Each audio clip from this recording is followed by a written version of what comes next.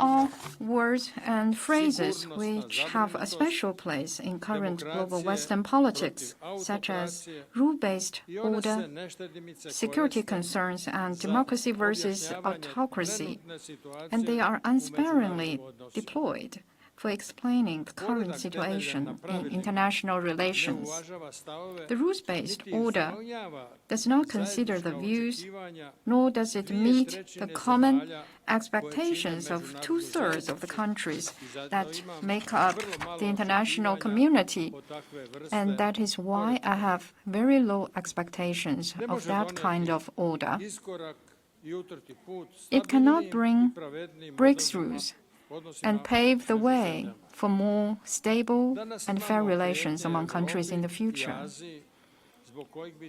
We have today critical threats to Europe and Asia, which raise concerns that global powers might one day directly clash militarily. Especially alarming is the marching of death across Europe, together with the heartlessness of policymakers.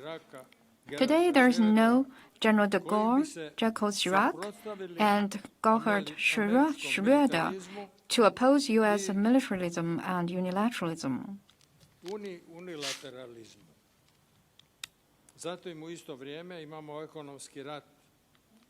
At the same time, we have the U.S. economic war against the global economic and financial strength of Germany and the EU. The first results of that are already visible. Now, Germany cannot afford to pay more money into the EU budget as it did before. It has been forced to reduce its contribution as the German economy shrinks, and other member states will do the same. It means the European Union's inner economic strength has decreased. We are also witnessing a technological war against China's right to independent development, which constantly takes on new economic and geopolitical forms, which produce a rise of instability in Asia-Pacific and Europe-China relations.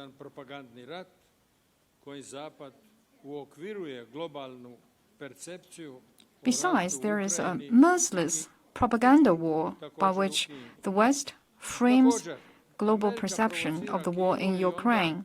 Also, America provokes China and then claims China provokes the world. America has more than 700 military bases in more than 70 countries and territories, but accuses China of growing military aggressiveness. The propaganda war also distorts the very essence of economic globalization. Now, dividing the world into trading blocs is a better option than economic interdependence, and protectionism is more beneficial than free trade in the eyes of some countries. However, neither turn out to be true.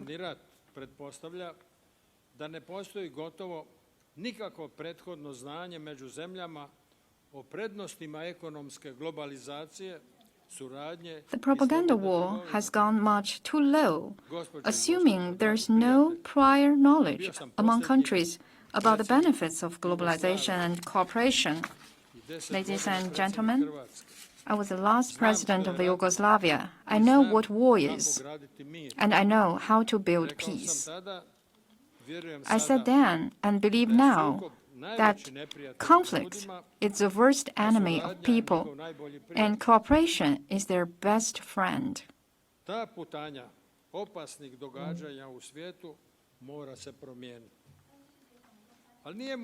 That trajectory of dangerous events in the world must be altered. But it will not be possible permanently to rebuild cooperation and peace inside Europe or to reduce tensions between the US and China if new ideas and visions on global world order do not replace the concept of permanent strategic competition among main powers, which always provokes wars. Zapad ne odustaje od starog koncepta globalnog poretka, iako svi znaju da je on negativno utjecao na globalne političke i ekonomske odnose među zemljama i ojačao We need to percepciju abandon the Zapada old kao international order. nemiroljubive sile diljem svijeta. The West is not ready to abandon that old concept, and everyone knows it has negatively affected global political and economic relations and strengthened the perception that the West is not peace-loving. Last 10 years, China has been intensively working on policies for further democracy of international relations. China's grand strategy for new global order as a community is in sharp contrast to the geopolitical strategies of other global powers.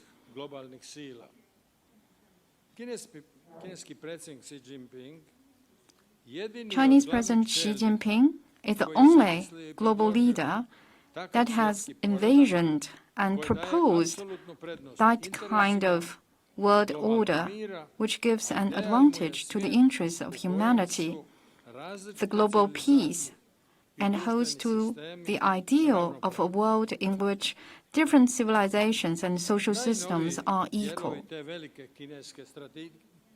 The newest parts of that grand strategy of China are also China's 12-point position paper on the political settlement of the conflict in Ukraine. It is reflected in China's maneuvering between Saudi Arabia and Iran, and also in the efforts to build a Gulf free trade zone. I think it is high time for deeper global support to implement the values and purposes of a community with a shared future for mankind, regardless of whether its realization goes far beyond this decade or even century. Building that community is an important step in the right direction of multipolarity, interdependence, and multilateralism. And before I conclude, I wish the conference a full success. Thank you all.